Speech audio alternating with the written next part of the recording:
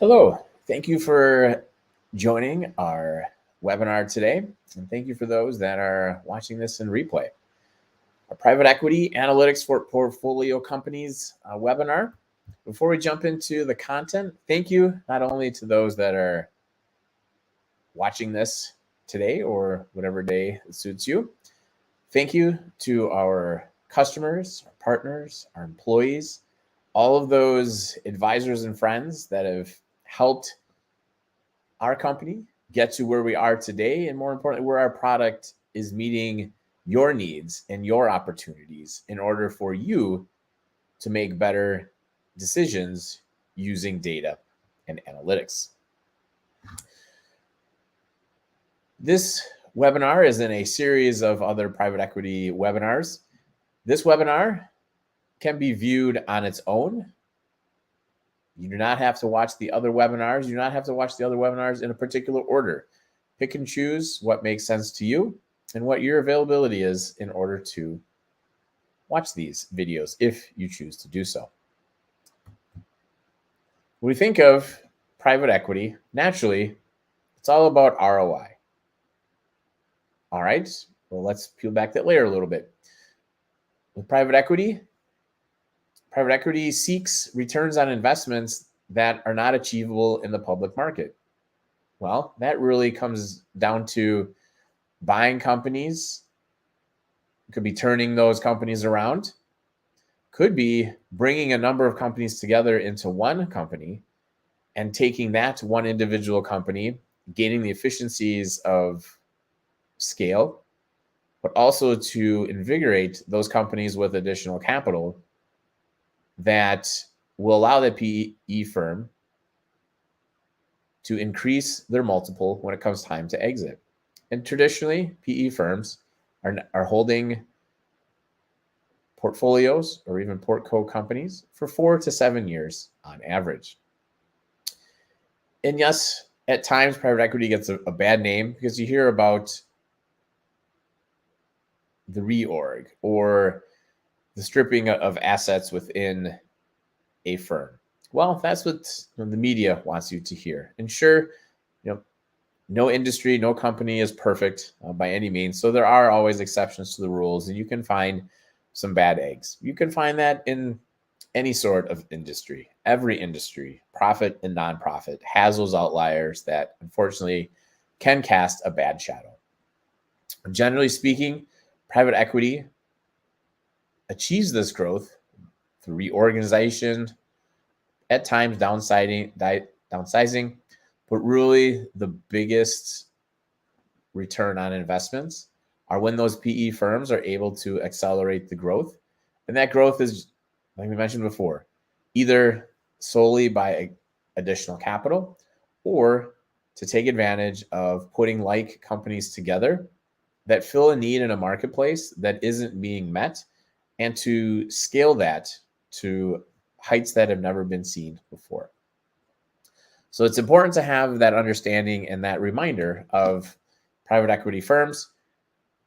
And while there is a private equity firm naturally within each of the portco or portfolio companies, you have varying interest or level of investment within each of those portco companies. So just because a portco company is part of a PE firm's umbrella of investments doesn't translate to 100% interest. So they don't always have complete control over each of these portco companies. However, they naturally have influence relative to their level of interest, aka either percent ownership or funding, or perhaps even board seats in those portco companies. But naturally, the goals are still the same. Grow those companies to maximize value in order to achieve as high a return as possible at time of exit. So when you think of a PE firm, such as Chapters Group, they have quite a few portco companies. And within that portco, you can see they have varying levels of ownership. And some of those portcos have their own set of investments and holding companies that they manage and have varying levels of interest or control over. So as you can see, it's not just PE firm and one Portco company or a collection of Portco companies that are all peers of each other. You can definitely have peers and child companies that are all part of an overall PE fund. And naturally, this complexity is driven by what is the amount of wood or the amount of firepower that the PE firm or fund has in order to invest. So naturally, the more dollars, and the more dollars it is sometimes found by they're able to raise money at very attractive rates. They're also those PE firms that have been around for decades. They have a long track record. They already have a pyramid of Portco companies that are generating profits and generating returns that allow these PE firms in order to further invest their monies. Instead of taking the monies off the table and saying, oh, great, now we're just in cash, buy additional Portco companies, create parent-child relationships between these different Portco companies. And so naturally, that also helps to expand. Well, it's great. So now, we're all on the same page from an investing perspective. But one of the things you're going to see common challenges and common opportunities at the same time is within each Portco company. When you think of what are the goals of management, which feed into the goals of the PE fund or funds, firms, relative to the number of firms that are involved, because we know that not all Portco companies are 100% owned. Really looking to maximize and improve, order to cash. Well, great. You also have procure to pay. You have gross margin that you're trying to improve. You're trying to get additional revenue growth.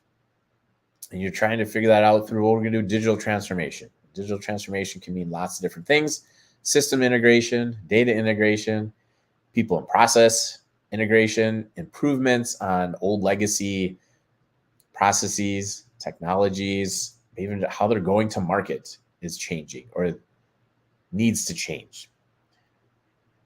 So PE firms have a general thesis of here is how we can improve these different Portcos, but then the actual execution of that improvement is naturally unique to each Portco.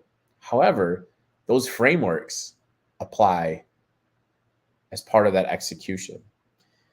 And so as much as you have these challenges and these desired outcomes, we know data and analytics is a key component to that. I'm Mike Jelen. I've been in the data and analytics space for several decades and really using data and analytics to help PE firms increase that value. And so that is, of course, done through a number of different vehicles. When we think of data, and data being that key integration from a systems, application, process perspective, that process could be people process, technology process, or a combination of both.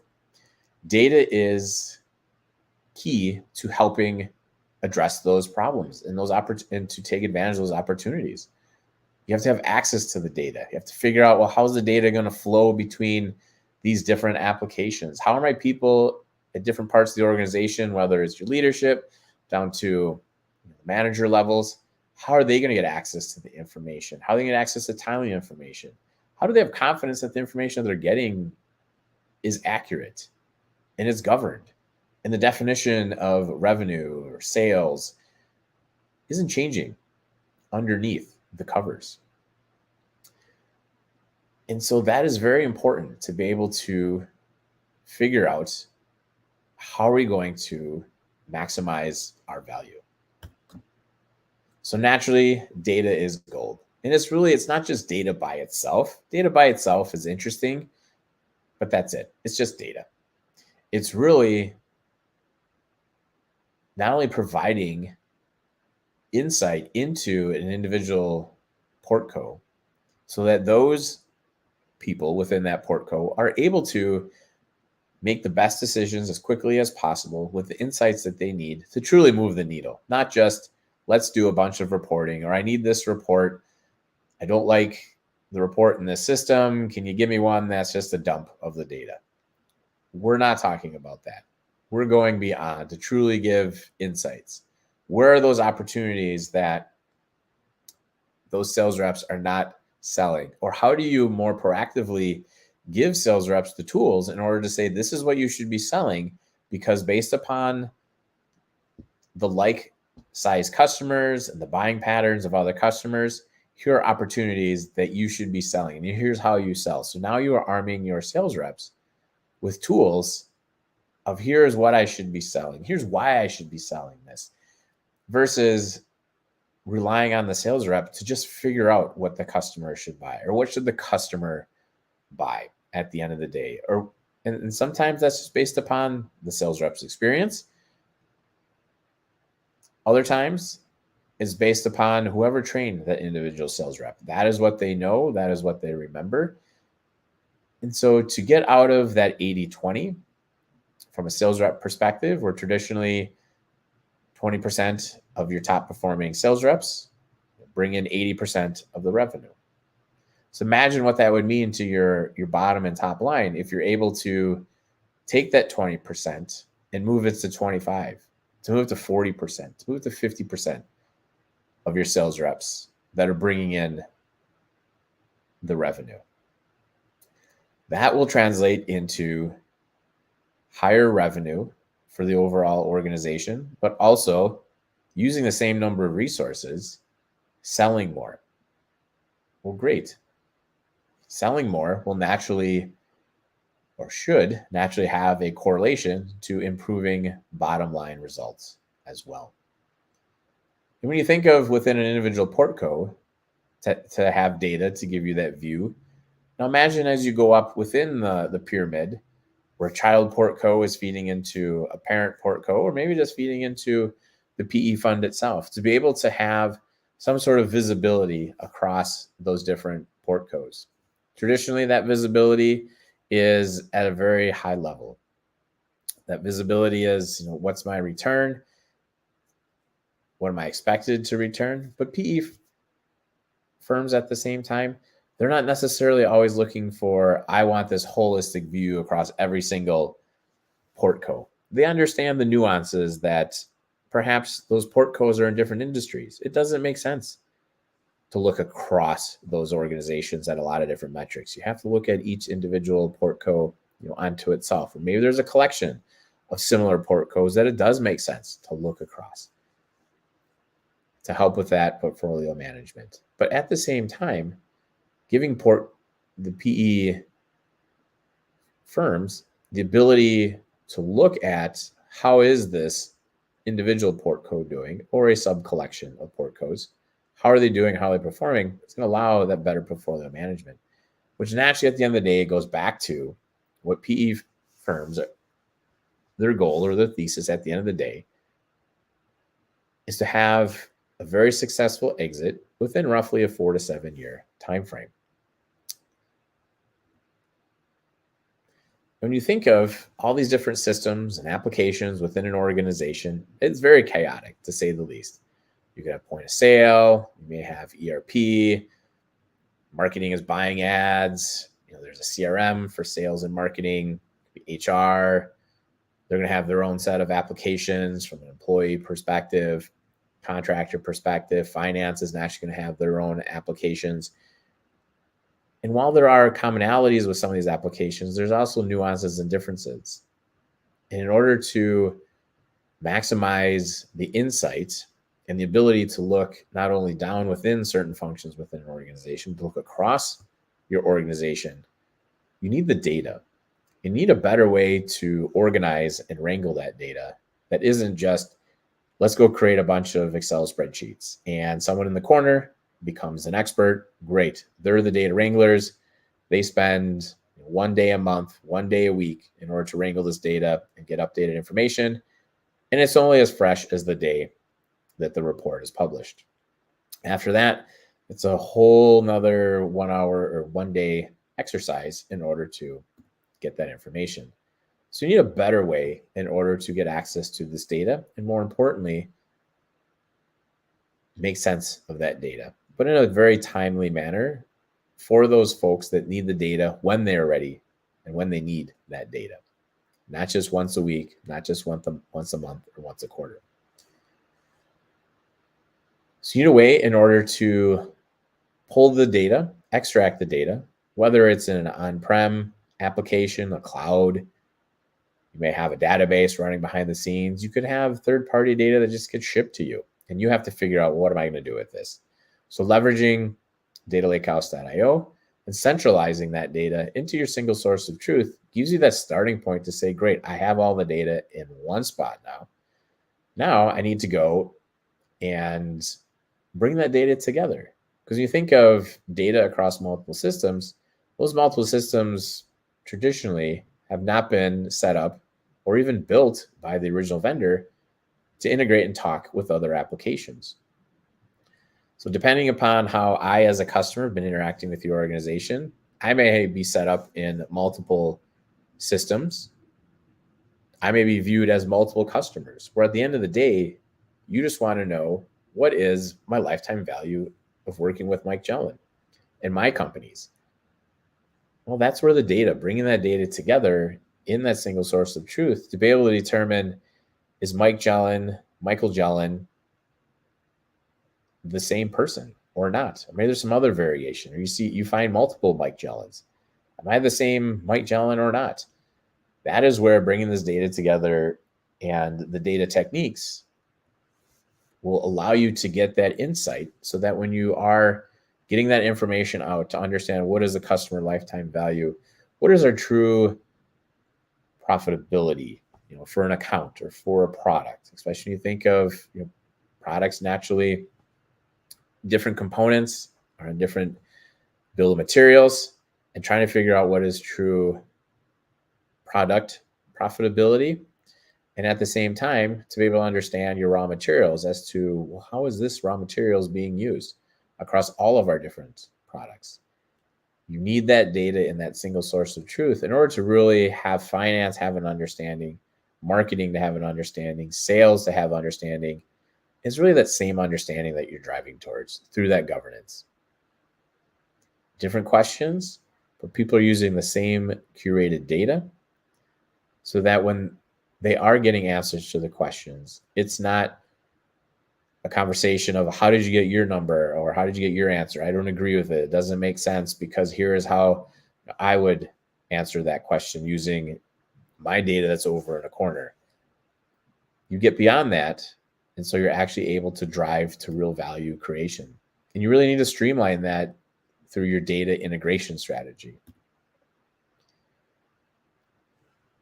Very common that we see within each application, naturally, there is transaction reporting. And within those applications and that transaction reporting, yes, there might be a dashboard with that one source, or maybe it brings two sources together. It tends to be a lot of reports, not even dozens. There's hundreds of reports. There can be many dashboards. A lot of times, each vendor is providing a one-size-fits-all. Obviously, that's not true relative to the size of your organization, the industry that you're in. There is no one-size-fits-all.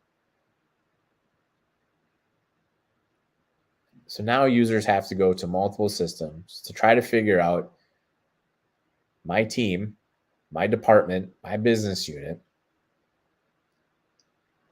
has certain requirements and certain KPIs that are important to us. I want to be able to measure against those KPIs, not what some other vendor thinks is an important KPI. I don't care what that other vendor thinks. I care about my KPIs at the end of the day.